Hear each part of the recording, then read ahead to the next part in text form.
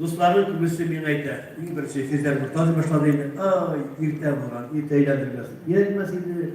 Duyulan şükür etseni. Yaşapta duyulan şükür etip bana gerek. Duyulan şükür etseni de bak buraya gitler bak. Duyulan şükür et. Böyle sorayım bana. Hatta zalları illerden. Bir her kulağınızda küter gider. Oysanızın buraya gidip duyulanlar.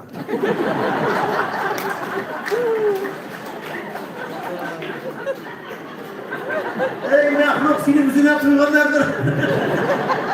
Yok bu fatlılarına gelgen benim fatlım yok bu çok güzel. Şu projeler min sizge de bizime de bir tilak vereyim. Hilinli bulur, kiyevli bulur. Etili, elili, ebili, babaylı, kudağıylı bulup yaşaya nasip kısım. Var orada. Amin.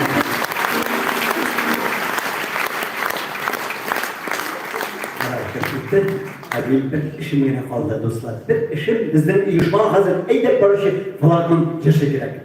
Halise uyandı bir geldi. Halise?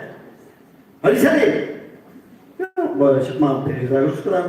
Oturdum okuluna, logikasına, neydi kompüter düşsün dostlar. Ele bu ederiz.